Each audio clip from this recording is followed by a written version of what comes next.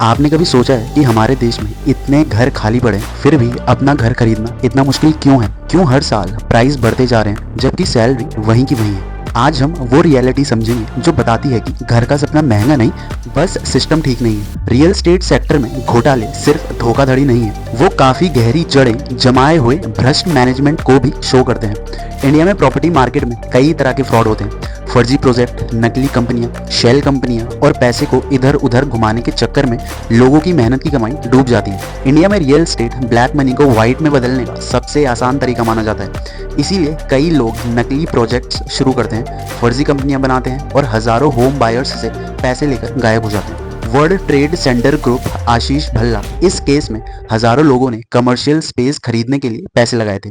Project को international branding के नाम पर बेचा गया, लेकिन ज्यादातर प्रोजेक्ट्स अधूरे रह गए। फंड का गलत इस्तेमाल हुआ और पैसे अलग अलग शेल कंपनियों में घुमाए गए।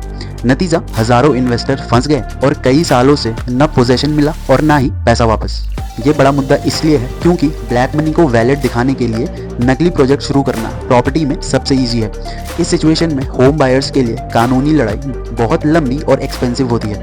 बेसिकली टाइम कंज्यूमिंग ज़्यादा होती है। इसीलिए ऐसे स्कैम्स सिर्फ फ्रॉड नहीं बल्कि सिस्टम में फैले सिर्फ और सिर्फ करप्शन को शो करते हैं। और प्रॉब्लम सिर्फ यहीं खत्म नहीं होती, असली डिफिकल्टी तो तब शुरू होती है जब एक कॉमन मैन घर खरीदने की प्रक्रिया में स्टेप इन करता है। जब कोई घर या फ्लैट खरीदने जाता है तो शुरुआत में सब कुछ बहुत अफोर्डेबल लगता है, जैसे only 25,000 EMI, pre launch discount, limited time offer. लेकिन असली जाल तो प्रोसेस शुरू होते ही खुलता है। धीरे धीरे ऐसे खर्चे सामने आने लगते हैं जिनके बारे में पहले किसी ने बताया ही नहीं होता। बहुत से हिडन ट्रैप्स होते हैं, जैसे कैश कंपोनेंट। इसमें बिल्डर बोल देगा कि सर ये 5 से 10 लाख आपको कैश में देना पड़ेगा, रजिस्ट्री में कम दिखाते हैं। देन है अप्रूवल फीस ब्राइब्स, बिजली कनेक्शन, OC, NOC, इन जैसी अप्रूवल्स के लिए सर्विस चार्ज के नाम पर भी बिल्डर्स एक्स्ट्रा डिमांड करते हैं। देन है इन्फ्लेटेड चार्जेस, जैसे parking, club house, maintenance, meter installation. इन सब पर भी बिल्डर मनमाने रेट्स लगा देते हैं। जैसे मान लो राहुल 30 साल का IT प्रोफेशनल है जो कि 2 BHK फ्लैट बुक करता है। बाउचर में लिखा था कि 55 लाख ऑल इंक्लूसिव, लेकिन जैसे ही एक्चुअल पेपर वर्क शुरू होता है तो ये हिडन सरप्राइजेस आने लगते हैं। सर 4 लाख कैश देना होगा तभी रजिस्ट्री कम अमाउंट में कर पाएंगे। सर इलेक्ट्रिसिटी मीटर चार्जेस देने पड़ेंगे 85,000 रुपए के। सर पार्किंग कंपलसरी है 3.5 लाख की। सर मेंटेनेंस डिपॉजिट 1.2 लाख देना पड़ेगा। अब जहां राहुल को लगा था कि 55 लाख में सब हो जाएगा, लेकिन अचानक पूरा कॉस्ट बन जाता है 63 से 65 लाख रुपए। राहुल को ये सब शुरुआत में बताया ही नहीं गया था और यही है बाइंग प्रोसेस का सबसे बड़ा ट्रैप। इन हिडन ट्रैप्स के पीछे एक और गहरा खेल चलता है जिसका असर पूरे मार्केट पे पड़ता है, और वो है ब्लैक मनी का चलन। रियल एस्टेट में ब्लैक मनी एक छुपे हुए इंजन की तरह काम करता है। ज्यादातर प्रॉपर्टी डील्स में बिल्डर्स और बेचने वाले लोग असली प्राइस को कागजों पर कम दिखा देते हैं, यानी रजिस्ट्री में जो प्राइस लिखी जाती है वो रियल सेलिंग प्राइस से काफी कम होती है। इस डिफरेंट अमाउंट, जिसे ऑन पेपर और ऑफ पेपर का फर्क कहते हैं, ये कैश में ली दी जाती है ताकि टैक्स बचाया जा सके। इससे ये नुकसान होता है कि ब्लैक मनी मार्केट में कीमतें फुला देता है क्योंकि लोग कैश में ज्यादा लेन देन करने लगते हैं। इसीलिए इससे सच्चे खरीदार जो केवल बैंक लोन और व्हाइट मनी पे डिपेंड होते हैं वो लोग मार्केट से बाहर हो जाते हैं। नतीजा, मिडिल क्लास के लिए घर खरीदना महंगा और लगभग इम्पॉसिबल सा हो जाता है। उनको वही घर पाने के लिए कई गुना ज्यादा EMI और डाउन पेमेंट देना पड़ता है। इसका मतलब साफ है, प्रॉपर्टी मार्केट में ब्लैक मनी की ये चुपचाप चलने वाली प्रैक्टिस पूरे हाउसिंग सिस्टम को महंगा, कॉम्प्लेक्स और आम लोगों के लिए मुश्किल बना देती है। और जब ये ब्लैक मनी मार्केट को पहले ही महंगा बना देती है तो एक और बड़ी प्रॉब्लम इस आग में घी डालने का काम करती है, और वो है कंस्ट्रक्शन साइट्स में फैला करप्शन। डेवलपर्स को कई अप्रूवल्स लेने पड़ते हैं। इंडिया में घर बनाना सिर्फ ईंट सीमेंट का खेल नहीं है, बल्कि कागजी झंझट और करप्शन भी बड़ी स्केल पे कॉस्ट बढ़ा देते हैं। किसी भी बिल्डर को एक प्रोजेक्ट शुरू करने से पहले दर्जनों सरकारी अप्रूवल्स लेने पड़ते हैं, जैसे नगर निगम की परमिशन, एनवायरनमेंट डिपार्टमेंट से NOC, फायर सेफ्टी क्लियरेंस, जमीन से जुड़ी परमिशन और भी कई सारी परमिशन। अब प्रॉब्लम यह है कि परमिशन बहुत स्लो और उलझी हुई प्रोसेस से मिलती है। कई जगहों पर ऑफिसर्स जानबूझकर फाइल अटका देते हैं और बिल्डरों को मजबूरी से रिश्वत देनी पड़ती है ताकि काम आगे बढ़ सके। इन्हीं कारणों से प्रोजेक्ट की कॉस्ट काफ़ी बढ़ जाती है। कई मामलों में ये टोटल कॉस्ट का 20 से 30% तक का एक्सेसिव एक्सपेंस जोड़ देता है। आखिर में ये पूरा बोझ बिल्डर खुद नहीं उठाता, वो इन बढ़ी हुई कीमतों और इन बढ़ी हुई कॉस्ट को फ्लैट और घर खरीदने वालों पर डाल देता है। यानी जितना ज़्यादा करप्शन और रेड टेप होगा उतने ही महंगे घर आम लोगों को खरीदने पड़ेंगे। आसान भाषा में कहें तो सरकारी सिस्टम की धीमी प्रक्रिया और भ्रष्टाचार रियल एस्टेट प्रोजेक्ट्स को महंगा बना देते हैं। इसी माहौल में एक और चीज है जो घरों की प्राइसेस को नीचे नहीं आने देती, और वो है रियल एस्टेट में ब्लैक मनी का रोल। वैसे तो हम ब्लैक मनी की बात पहले ही कर चुके हैं, लेकिन इंडिया में शहरी इलाकों में 1 करोड़ से ज्यादा घर खाली पड़े हैं, लेकिन फिर भी घर की कीमतें कम नहीं होती।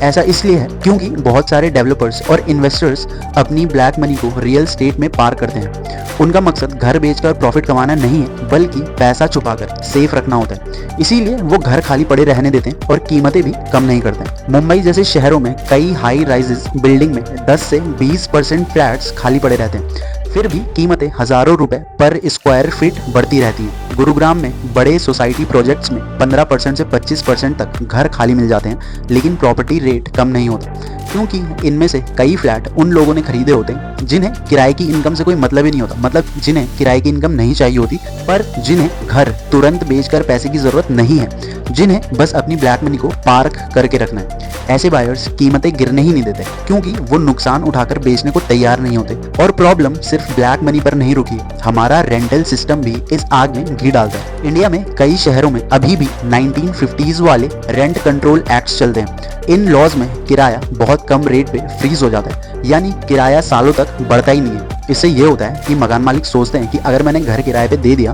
और किराएदार ये पुराने कानून लगा दे तो मैं ना तो किराया बढ़ा पाऊंगा और ना ही आसानी से घर खाली करवा पाऊंगा। इस डर से लोग घर किराए पे देने के बजाय खाली ही छोड़ देते हैं। इससे मार्केट में किराए के लिए अवेलेबल घरों की संख्या घट जाती है, और जब सप्लाई कम होती है तो किराया अपने आप बढ़ जाता है। दिल्ली में कई मकान मालिक हैं जो अपने किराएदारों को सिर्फ 100 रुपए से 200 रुपए महीना किराया दे रहे हैं, क्योंकि 1950 से रेंट कंट्रोल मामले कोर्ट में फंसे हुए हैं और किराया 100 रुपए से 200 ही लिया जा रहा है। मकान मालिक न किराया बढ़ा सकते हैं और ना ही आसानी से किराएदार को निकाल सकते हैं।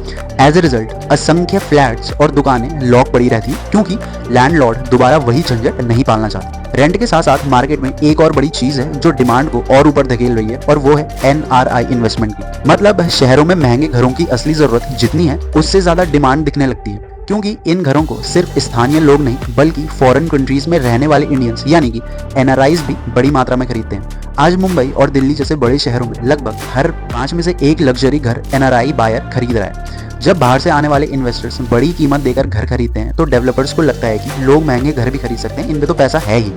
इस वजह से वो कीमतें और बढ़ा देते हैं। इसका नुकसान स्थानीय लोगों यानी नेटिव लोगों को होता है, जिन्हें उसी सिटी में रहना है, काम करना है, परिवार बसाना है, क्योंकि NRI डिमांड मार्केट को ऊपर खींच देती है और रियल एस्टेट की कीमतें उनके असली अफोर्डेबिलिटी लेवल्स बहुत ज़्यादा ऊपर चली जाती है। और तभी सरकार ने इस सिस्टम को साफ करने के लिए कुछ बड़े सुधार भी आजमाए, जैसे डिमोनेटाइजेशन और रेरा।